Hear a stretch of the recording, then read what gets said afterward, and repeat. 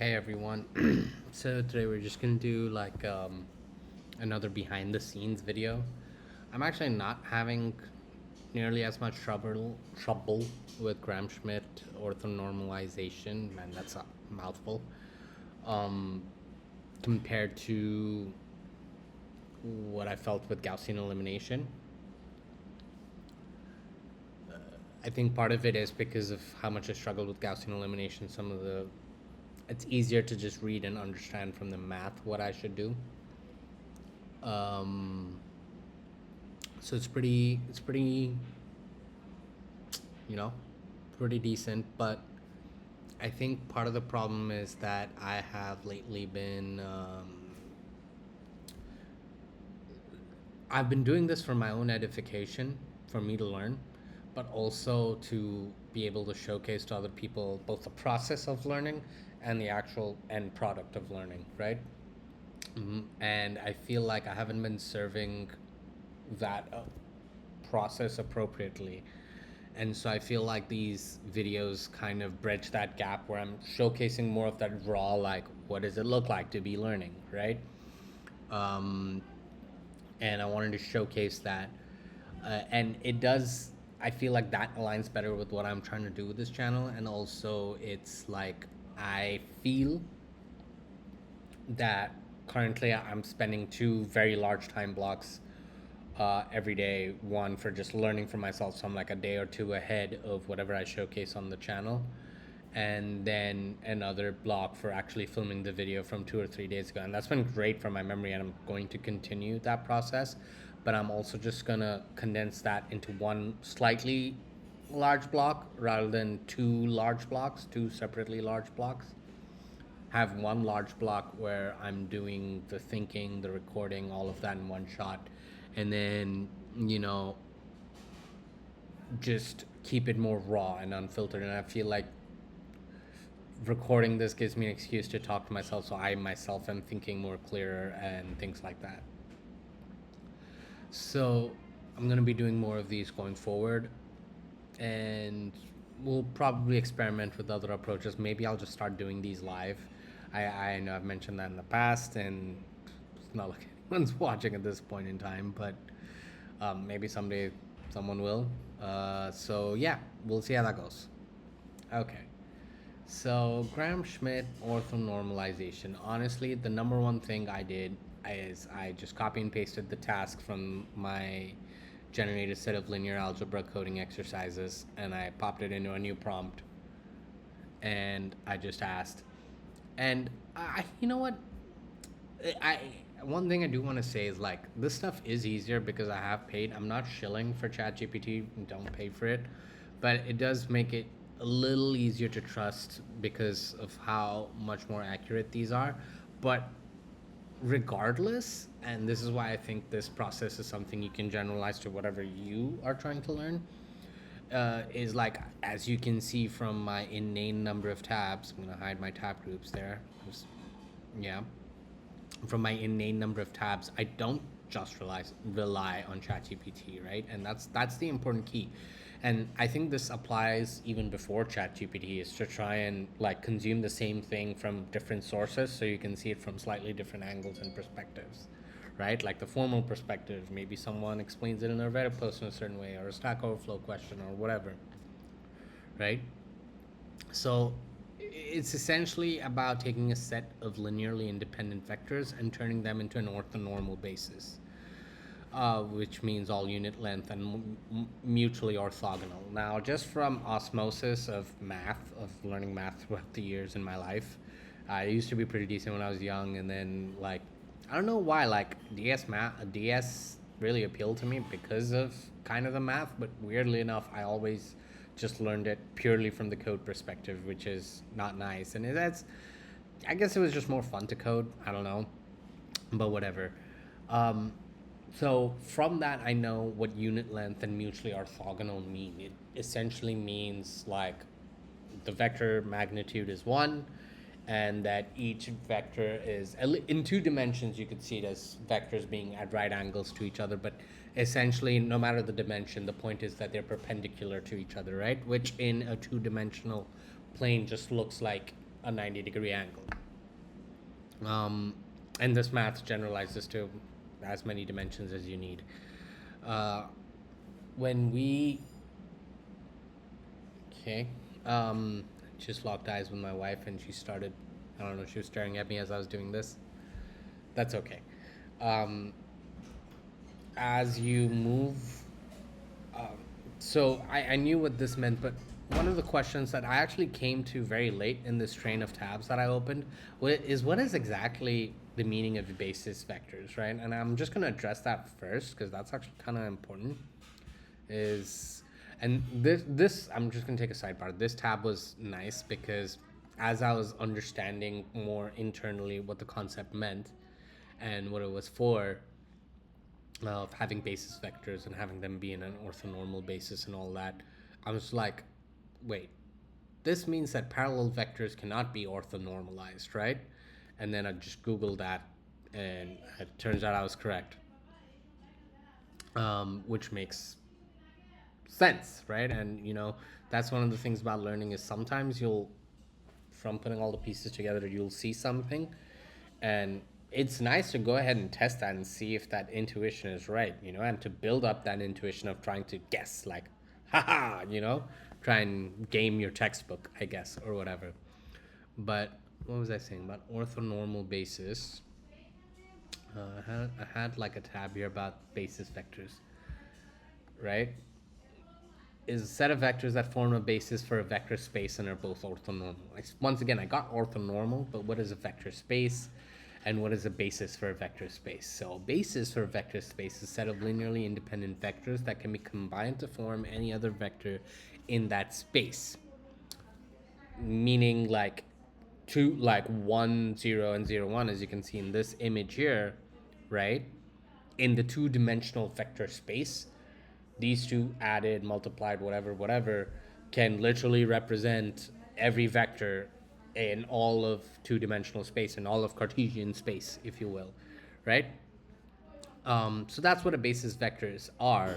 So I'm like, okay, but why is it useful? Because you can get basis, any vectors that are essentially not parallel, uh, will can be used as a is not parallel and at least includes one of the at least the entire set of vectors amongst them include one of each dimension, then it's okay, babe. You don't need to. These are like behind the scenes videos. It's raw footage. It's fine. Okay, fine. Fair enough. Thank you. Um, uh, in the having the basis, having any vectors that essentially don't intersect in my head, like you can obviously multiply and scale them in any way to represent any vector in that space, as long as you have some representation of each dimension in that vector space, right?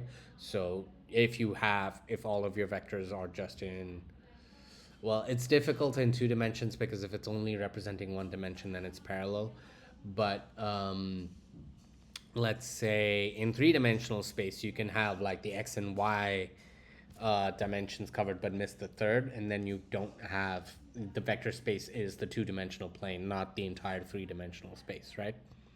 So what was so specific about orthonormal basis vectors that were like seriously important? And that this is where I feel like I started hitting some of that bedrock, but I also gained some understanding. I watched this video. Who I'm gonna mute it and play it because I don't even know if I'm doing audio capture from my laptop. Right.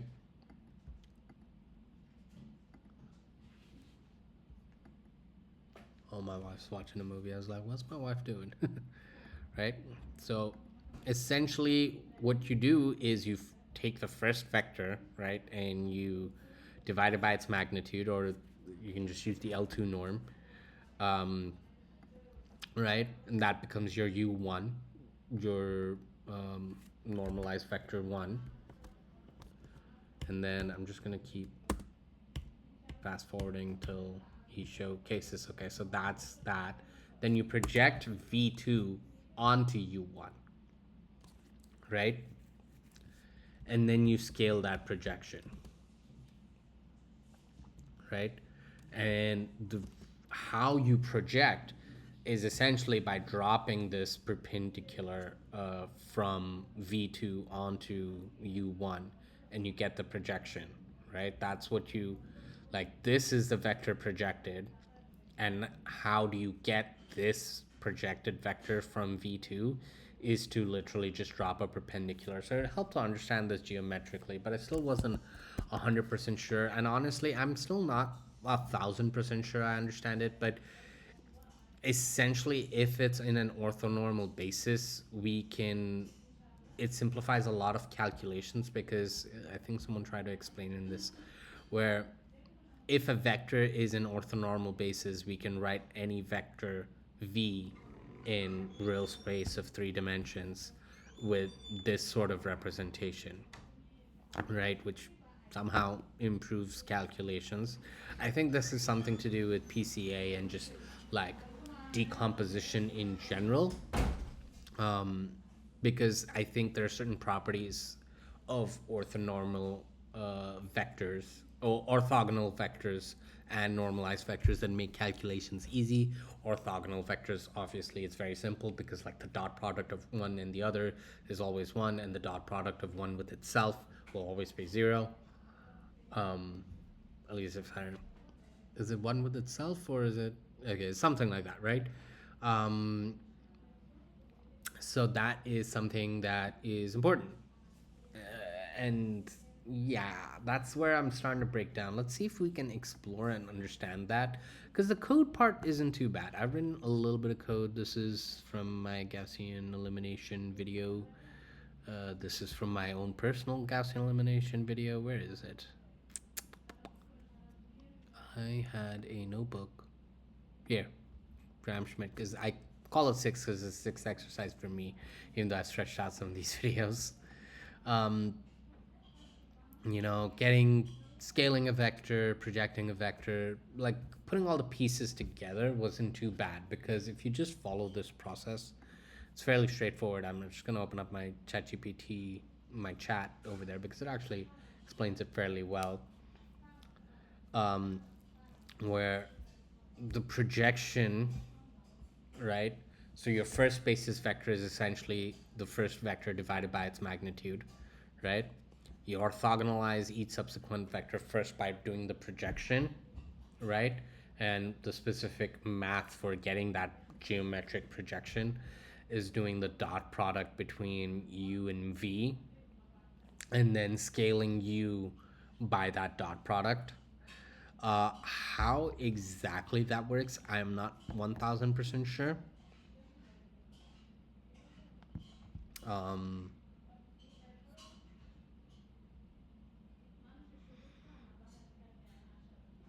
I'm not sure. Let's see. Maybe we can do a. Okay, so they do a simple illustration with two vectors and 1 2 and 2 1. So I think that that should give us.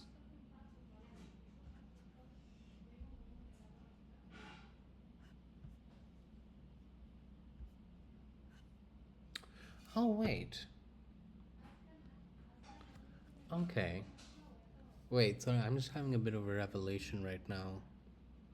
At least, I mean, I'm not sure if this is exactly true, but if you're doing trying to get the orthonormal basis vectors, you're essentially trying to figure out a coordinate system, right? You're defining a new coordinate system, right? If you have two vectors in the two-dimensional plane that are going in random directions, by the end of that process of orthonormalization, let's see, you get U1 and U2, and oops, okay, get a little sneak peek on my algorithm there. Get U1 here and U2 here, which are orthogonal to each other, and they might as well be X and Y. If you didn't know X and Y existed, these might as well exist, right? And while that's trivial in 2 dimensions and even in 3 dimensions, but in higher dimensions, which is where a lot of machine learning lives, right? And data science, and well, not all of data science, but like machine learning, very specifically, and neural networks and deep learning and all that stuff.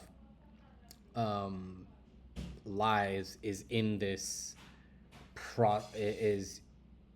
is dealing with dimensions where we don't we can't have a concept of like a coordinate system.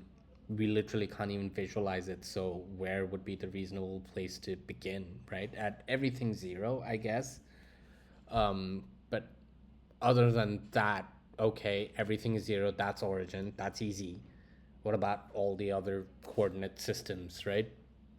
So you don't actually try to do that because you solve the problem with respect to the vectors that you have, right? It doesn't matter that it is a coordinate system that exists in our understanding. We just need to define a new one. So maybe that's why this is a useful process. I think that makes sense. But let's still that makes a lot of sense to me actually, right?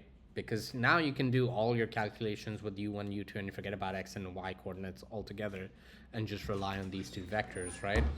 And you can do that in any situation. This makes sense to me because in n dimensions, you don't have an x and y coordinate or an x, y, and z coordinate. Yeah, that makes sense to me. Okay, so let's just go over this, right? So we start with u1, the first basis vector is just that divided by its own magnitude, right?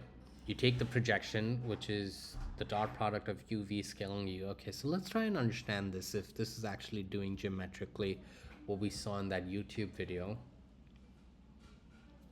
Oh, this is not the YouTube video, right? Okay, so we don't look at basis vector 1 because that's simple. It's the projection of v2, right? Take the dot product, we take these two coordinates in an xy plane, 2 1 and 1 2, right?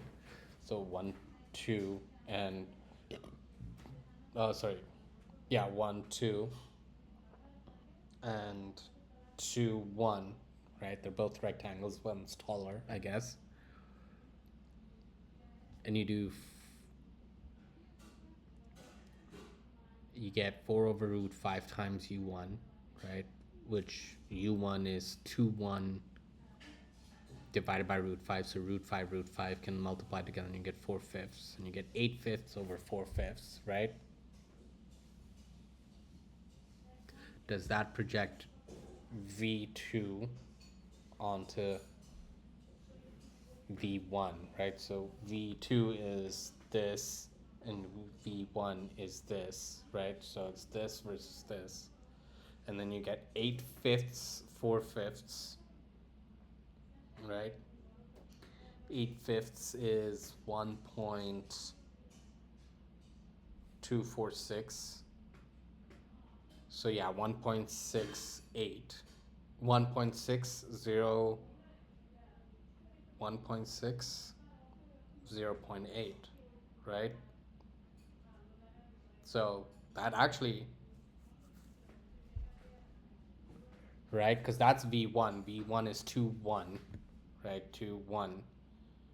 And then 1.6, 1 2. We just drop a perpendicular and that's 1.6, 0.2. So yeah, okay. It is actually, I'm just picturing it in my head and I'm doing it that way. And, you know, if you don't have any idea of like these geometric representations and things like that, do it on pen and paper, look up graphs and images and stuff. But once you have gained enough exposure on that front, try to do it in your head, because like thinking abstractly, it's very difficult. It's extremely difficult. It's difficult for me too. But if you try to think about it abstractly and then later on go and confirm with the diagram, um, it cements it much stronger and much more strongly. And also at a certain point, you don't have to like, okay, I'm going to recreate this specific graph. You can just be like, go and look at a somewhat related graph and be like, oh, I get it now, you know? Um, and then W2 is V2 minus this, right? So that's what you have to actually do to v2. You have to take the vector v2 and subtract this new vector, which is proj v2, right? That'll give you the perpendicular vector, right? That you have to add to v2 to um, get the actual value, to to get the projected vector, right? And then you scale that by its own magnitude here, where w2 u2 equals w2, which is this, divided by its own magnitude to scale that to unit length, essentially, right? So if you go back to this video, not this video, this video is actually pretty trash, but this video, this guy Dan Grease, he seems like a nice chap, right? So I'm just gonna play it on mute, and we're gonna describe everything we did right now, right? So we have these two vectors in two-dimensional space, right? He starts with normalizing the first, right? So we get u1, right? And then we get v2 projected onto the vector space of u1, not necessarily onto u1 exactly, but on the vector space, right? Or remember, we talked about vector spaces.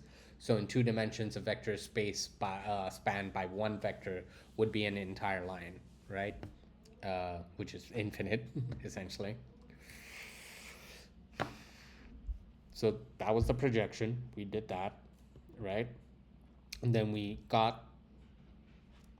took this and mathematically subtracted this to get this vector. That's w2, right? And then we scaled that vector by its own magnitude to get u2. Boom, right? So that's the whole process. Now, one thing that wasn't making sense to me, and this is the last thing I think I'm going to go over, is that in the official Wikipedia, you see these angle brackets, which supposedly denotes the dot product. So projection of v onto u is dot product of vu over u dot u times the vector u, right? Which is what we did, except for the division by the dot product with itself, right? And the reason we don't do that is because to get um, to get in the steps this described here, and I'm assuming this is maybe a common shortcut taken, is that we already divide by the magnitude of the previous one, right? So it starts this process off here, right? Whereas here in the Wikipedia page, it doesn't. U1 is just V1. That's it, right? So it doesn't, it actually, this is the process for making the U1 through UK. This is the process for getting the vectors orthogonal to each other, and to turn them into basis vectors, you actually divide by their own magnitude, right? But because in each of these steps, the previous u that we use is already the basis vector, you would just be dividing by one and therefore accomplishing nothing, which, it took me a while, and I actually ended up just asking ChatGPT itself directly. And then like, when I sat down with that concept, like, over here, because I was prompting back and not continuously, because I did the first one, then I went Googling, then I came back, then I asked another question. See, in the usual projection formula, it even says this here, is there to account for the length of u. But in Schmidt, each uj is already normalized, right?